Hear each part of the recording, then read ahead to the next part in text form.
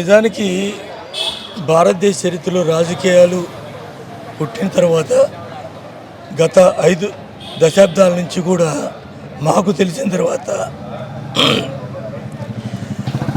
నా పని చూసి నా వల్ల మీకు ఉపయోగం జరిగింది అంటేనే నన్ను ఆశీర్వదించండి అని చెప్పిన ధైర్యం గల ఇవాళ రాజకీయ నాయకులు.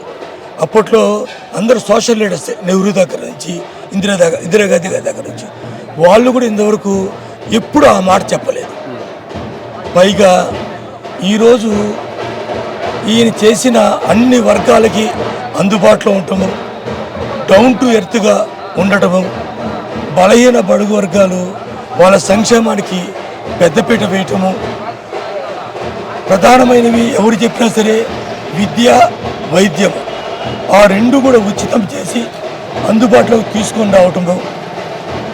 ఇక ఫైనాన్షియల్గా చూస్తే రెవెన్యూ లోటు కూడా ఇంతకుముందు ఉన్న దానికంటే కూడా తగ్గించటము. మరి ఇటువంటి కార్యక్రమాలన్నీ కూడా బహుశా జగన్మోహన్ రెడ్డి గారి నుంచి ఎవరూ చేయలేదు. మరొక ముఖ్యమైన విషయం ఏంటంటే ఈయన ఈ 5 సంవత్సరాల్లో 2 సంవత్సరాలు పూర్తిగా కోవిడ్కి వెళ్ళిపోయింది. ప్రపంచ ఎకానమీ మొత్తం కూడా స్తంభించిపోయింది. గుర్తుంటే కనుక అందరికీ మొట్టమొదటి కోవిడ్ వ్యాక్సిన్ రిలీజ్ చేసినప్పుడు భారతదేశంలో కూడా అందరూ డబ్బులు ఇచ్చి వేయించుకోవాలన్నారు. అటువంటి సమయంలో కూడా అటువంటి పరిస్థితుల్లోనూ కూడా మొట్టమొదటిసారిగా అందరికి ఉచితంగా ఇస్తానని చెప్పిన ముఖ్యమంత్రి జగన్మోహన్ రెడ్డి గారు. మరొక విషయం ఏమిటంటే కోవిడ్ సమయంలో ప్రపంచవ్యాప్తంగానే కాకుండా భారతదేశంలో మీ అందరూ గమనించారు, ప్రతి రాష్ట్రంలో అన్ని మెట్రోపాలిటన్స్లో కూడా అందరూ రోడ్డు మీదకి వచ్చి వాళ్ళ ఇళ్లబాట బట్టి 100 కిలోమీటర్లు నడిచి వెళ్ళిపోతూ చూసాం. కానీ గమనించండి, ఆంధ్ర రాష్ట్రంలో ఏ ఒక్క వర్కింగ్ క్లాస్ కూడా రోడ్డు మీద పడిన సందర్భాలు లేవు. వాళ్ళు ఆకలితో అలమటించిన రోజు లేదు. ఏదో ఒక రూపంలో ఏదో ఒక కార్యక్రమంగా ప్రతి ఒక్కరికి కూడా సహకారాన్ని అందించి ప్రభుత్వం అంటే ఎట్లా ఉండాలి, గాంధీ గారు చెప్పినట్లుగా ప్రజాస్వామ్యము ప్రభుత్వం అనేది అది అట్టడుగు వర్గాలకి గ్రామ స్థాయికి సచివాలయ వ్యవస్థ ద్వారా తీసుకొచ్చిన ఘనత ఉన్నదంటే అది కేవలం జగన్మోహన్ రెడ్డి గారిదే. జగన్మోహన్ రెడ్డి గారు గెలిస్తే ఎన్ని సీట్లతో గెలవచ్చు, అధికారంలోకి రావచ్చు? ఎన్ని సీట్లు అనేది నేను అంచనా వేయలేను. కానీ జగన్మోహన్ రెడ్డి గారిని కనుక ఆదరించకపోతే భవిష్యత్తులో నా ఆలోచన ప్రకారము ఎవరు ఏ నాయకుడు ఏ పార్టీ కూడా ప్రజలకి మనస్ఫూర్తిగా సహకారం అందించాల్సిన అవసరం లేదు అనుకుంటా.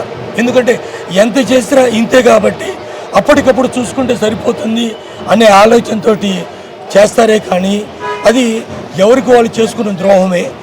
కానీ అంటే ఇటువంటి అనేక రకాలైన ఈ ఆల్గరిథమ్స్లు వీటిలో రకరకాలుగా మారిపోవచ్చు. కానీ ఇన్ని వస్తాయి అనేది మాత్రము చెప్పలేము. నా లెక్కలో అయితే 175కు 175 రావాల్సిన అర్హత అవన్నీ కూడా కేవలం ఈ ప్రభుత్వానికి మాత్రమే ఉన్నాయి. నాని గారు రెండు మనవే. కేసినేని నాని గారు కానీ, అవినాష్ గారు కానీ, అటువైపు ఆసిఫ్ గారు కానీ, ఇటువైపు వెల్లంపల్లి గారు కానీ, మొత్తం ఈ విజయవాడ సిటీ వరకు మాత్రం వైసీపీ ఖచ్చితంగా జెండా ఎగురవేస్తుంది. బోండమ్మ గారి మీద గెలవడం కష్టం అని చెప్పుకొస్తారు కదా. ఏం కాదండి, అసలు వాళ్ళు ఏం కార్యక్రమాలు చేశారండి వాళ్ళు గెలవడానికి? కార్యక్రమాలు చేసి ఇప్పుడు మన వైసీపీ పార్టీలో జగన్మోహన్ రెడ్డి గారు చేసిన కార్యక్రమాలు కానీ, జగన్మోహన్ రెడ్డి గారు అసలు మొన్న బస్సు సంకల్ప యాత్రతోటే మొత్తం టర్న్ అయిపోయిందండి. మొత్తం ఆయన సింహం లాంటి మనిషి, కొత్త సింహం లాంటి మనిషి. అటువంటి వారు సెలెక్ట్ చేసిన క్యాండిడేట్స్ కూడా అలాగే ఉన్నారు. ప్రతి ఇంటికి ఇప్పుడు ఉన్నారు వెల్లంపల్లి గారు. యాక్చువల్గా చాలామంది ఏంటంటే బండి మీద దర్జాగా తిరిగేస్తున్నారు, లేకపోతే ఒక ఆటో పంపిస్తున్నారు. కానీ ఇతను అలా కాదు. ప్రతి ఇంటికి వెళ్ళి వైసీపీ పార్టీలో చేసిన సంక్షేమ పథకాలు కానీ, జగన్మోహన్ రెడ్డి గారి ద్వారా వచ్చిన సంక్షేమ పథకాలు కానీ అన్నీ చెప్పి ప్రతి ఇంటింటికి వెళ్ళి ఓటేయమని అడుగుతున్నాం. మేమందరం కూడా చాలా కష్టపడి ఖచ్చితంగా వైసీపీ పార్టీ గెలిచే పదంలోని మాత్రం ముందుకు నడిపిస్తాం సార్. సుమారు ఎన్ని సీట్లతో అధికారంలోకి రావచ్చు అనుకుంటున్నాను? అంటే నా ఎక్స్పెక్టింగ్ అయితే మాత్రం 175 వస్తాయి అనుకుంటున్నారు. కానీ జనాలు టాకింగ్ మాత్రం యాక్చువల్గా 140 137 అని చెప్తున్నారు సార్. మేనిఫెస్టో చూసారా మేడం? చూశాను సార్. ఎలా ఉంది? బాగుంది సార్, బాగుంది. అంటే మేము చేస్తామన్న పథకాలే మేము చెప్పాం, అంతేగాని అబద్ధాలు చెప్పేసేసి ఏదో చేసేస్తాం ఏదో చెందేస్తాం అని మాత్రం వాళ్ళు చెప్పలేదు. అంటే వాళ్ళ ఇప్పుడు సూపర్ 6 అని తెచ్చారు కదా, మరి దాన్ని ఎవరైనా నమ్మే అవకాశం ఉందంటారా? నమ్మరేమో అని నేను అనుకుంటున్నాను సార్. జనాలేమి ఇప్పుడు అంత ఎడ్యుకేటెడ్ అయ్యారు, జనాలేమో అంత పిచ్చోళ్ళు కాదు నమ్మేసేసి అంత. ఎందుకంటే 2014లో చంద్రబాబు నాయుడు పాలన చూశారు, అతను చెప్పిన మభ్య మాటలు అతను చెప్పిన మాయ మాటలు అన్నీ జనాలకి తెలిసినప్పుడు మళ్ళా ఇప్పుడు ఎలా జనాలు అతను ఏదో ఇప్పుడు మనం చూడండి, మనం 3,500 అంటే అతను 4,000 అంటున్నాడు. లేకపోతే ఇప్పుడు కాంగ్రెస్ వాళ్ళు హైదరాబాద్లో గెలిచారు కాబట్టి మేము ఇప్పుడు బస్సు మహిళలకి బస్సు ఫ్రీ అని చెప్తున్నారు. ఇవన్నీ మాయ చేసి మభ్యపట్టి చెప్పే మాటలే కదా సార్. కనీసం మీరు ఇప్పుడు నేను 2019లో 2020లో మనకు కోవిడ్ వచ్చింది, ఏ నాయకుడు కనబడ్డారు సార్? ఎక్కడ కనీసం ఒక్క తెలుగుదేశం నాయకుడు వచ్చి కనీసం ఈవెన్ దో కార్పొరేటర్స్ కూడా అప్పుడు నిలబెట్టిన కార్పొరేటర్స్ కూడా 2019లోనే 2020 మార్చికి అనౌన్స్ అయిపోయారు కార్పొరేటర్స్. ఎవ్వరూ బయటికి రాలేదు, ఎవ్వరు ఏ వర్క్ చేయలేదు, కనీసం పేదవాళ్ళని కానీ ఆదుకునేది అది ఏమీ లేదు సార్. అటువంటప్పుడు ఎవరు నమ్ముతారు సార్ జనాలు వాళ్ళని? ఇంకా మాయ మాటలు చెప్పి పిచ్చి మాటలు చెప్తే అవి నమ్మరు, జనాలు అయితే నమ్మరు. జనాలు అందరూ ఎడ్యుకేటెడ్ అయ్యారు. ఖచ్చితంగా రేపు వచ్చేది జగన్మోహన్ రెడ్డి గారే మన ఫ్యూచర్లో సీఎం. నాకు తెలిసి ఇంకొక 20 సంవత్సరాల వరకు ఆయన ఎవరు కొట్టలేరు. Thank you madam. పేదలకు సంక్షేమ పథకాలు ఎన్నో పథకాలు అందిస్తున్న ఆయనకి సీఎం అవ్వదు, ఇంకెవరిని చేసుకుంటామన్నా మేము జగన్ గారినే సీఎం చేసుకుంటాం. చంద్రబాబు వద్దా? చంద్రబాబు దేనికన్నా అదంటాడు ఇది అంటాడు, అన్ని మాయ మాటలే. మోడీ గారే నా ఫోటో వేయొద్దని చెప్పారు ఆ పాంప్లెట్లో, ఆ మేనిఫెస్టోలో. ఇంక వాడిని ఎవరు నమ్ముతారు? జగన్మోహన్ రెడ్డి గారు స్వచ్ఛతంగా సీఎం అవుతారు. సెంట్రల్ నియోజకవర్గంలో వెల్లంపల్లి గారు అవుతారు ఎమ్మెల్యే. మరి కేసీఆర్ నాని గారు ఎంపీగా గెలుచుకుంటాం. మోడీ గారే ఫోటో వేద్దని చెప్పి ప్రచారం చేయమని చెప్తుర్రా మీకు? ఎవరికి? మీకు వైసీపీ నాయకులకు. లేదు, మోడీ గారు మాకు సంబంధం లేదన్నా. మాకు ఇష్టమైన మాకు సంక్షేమ పథకం వచ్చింది. మా నాన్నగారికి హార్ట్ ఆపరేషన్ చేశారు ఆరోగ్యశ్రీ మీద, జగన్ గారు ఆరోగ్యశ్రీ మీద. మాకు సంక్షేమం అందింది, మేము జగన్ గారు కొట్టేసి గెలిపించుకుంటాం. అది చంద్రబాబు ఆయంలో ఇంతకుముందు ఏ పథకాలు ఏమీ లేవు, అంతా మాయా. అంత ఇన్ని పథకాలు ఎక్కడి అన్నా? చంద్రబాబు నాయుడు ప్రభుత్వం ఇన్ని పథకాలు ఉన్నాయి అసలు? ఇప్పుడు ప్రతి ఒక్క ఇంటికి లబ్ధి పొందారు, ప్రతి ఒక్క ఇంట్లో లబ్ధి తీసుకున్నారు. అది జగన్ గారికి స్వచ్ఛంగా జగన్ గారికి ఓటేస్తాను.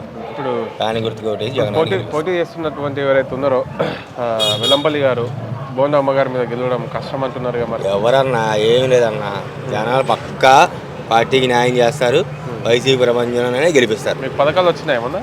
మా నాన్నగారికి ఆర్ట్, మా అమ్మగారు 18,000 బండి, నాకు ఇల్లు వచ్చింది. ఇంకా ఏమొచ్చినాయి? మా నాన్నగారు హార్ట్ స్టంట్ వేశారు ఆరోగ్యశ్రీ మీద. ఎన్ని లక్షలు అయింది సుమారుగా? సుమారుగా 6,22,000 అంత లబ్ధి పొందాం. ఎంత కట్టారు, ఎంత లబ్ధి వచ్చారు? మేమేం కట్టలేదు, అంతా గవర్నమెంట్ ద్వారా వచ్చింది, అంత ఫ్రీయే. అంతా బాగుందా? అంతా బాగుందన్న. పిఠాపురంలో పవన్ కళ్యాణ్ గెలుస్తాడంట. ఆయన వెళ్ళిపోతారన్న, మళ్ళీ సినిమాలు తీసుకుంటాక. ఎందుకన్నా ఆయనకి 24 సీట్లతో ఏం చేద్దామని వచ్చాడు ఆయన ఇక్కడ? ఇప్పుడు చెప్ప మాట చేస్తారు 24 సీట్లతో ఏమీ చేయలేడు. ఏదో నామకా వాస్తి, ఆ ప్యాకేజీ తీసుకుంటే నామకా వాస్తి, అంతే, ఏమీ లేదు. అంతే అంతే. రైట్. మళ్ళీ జగన్ సీఎం. జగనే సీఎం పక్కా. సీట్లు గెలవచ్చు అనుకుంటున్నారు? 140-145 సీట్లు వస్తాయన్న పక్కా. పక్కా CM Jagan. Right. Thank you.